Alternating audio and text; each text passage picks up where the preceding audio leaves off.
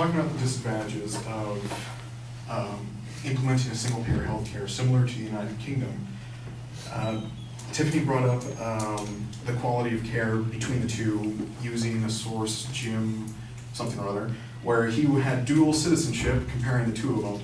However, she didn't cite how long ago that was and have things changed since then. That's kind of questions that we should ask if it's come up or if it's improved in any way. Responding to doctor shortages, that doesn't seem to be a problem with the system, just on who goes into the field. I mean, the United States has a shortage of engineers. Is it because we tax them too much? Or is it just because people don't find that work to be very fulfilling? Again, on doctors being paid less in the UK versus the US, that seems to be a value argument. And I don't think that it's very fair to be valuing somebody's health or how much they make versus somebody's health. So to say that, oh no, these doctors are being paid less compared to the United States, well maybe the doctors in the United States are making actual bucks, maybe they're making a ton of money. And should that actually be something that we should value? These doctors make a ton of money off of people being sick. Back onto the doctor shortages, is it, and relating it back to how much they get paid, is it because the people here in the United States make more and they just simply come over here? Well, after we change over to a single-payer healthcare system, that would change and doctors across the pond would be paid just as much as doctors here, as the markets reach an equilibrium, meaning that pretty much it'll start to stabilize across the countries. Healthcare growth and how much they hire.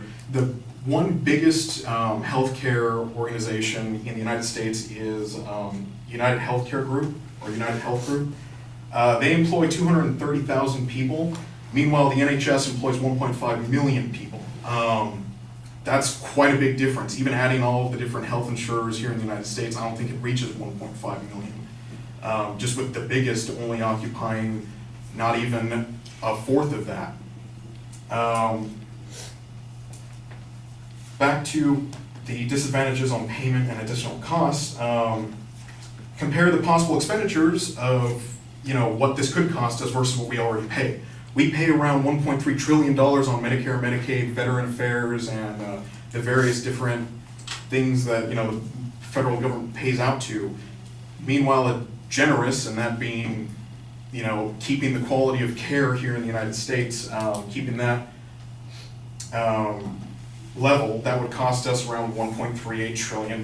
This is something that comes from Political Facts and professors at Harvard, various professors.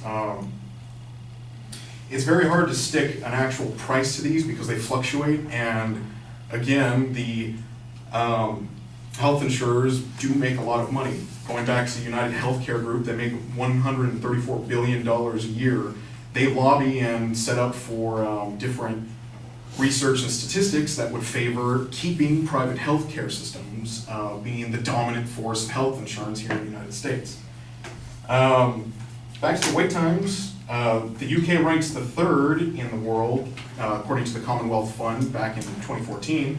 Meanwhile, the US ranked fifth behind them. So if the wait times there are terrible, and the wait times here are even worse, how would things change how would things be better if we kept things as they are right now?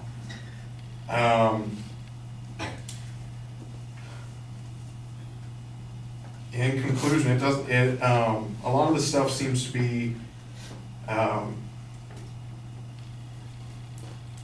it seems to vary among sources, and a big reason for that could be because the United or the healthcare groups pay for studies that favor their outcome.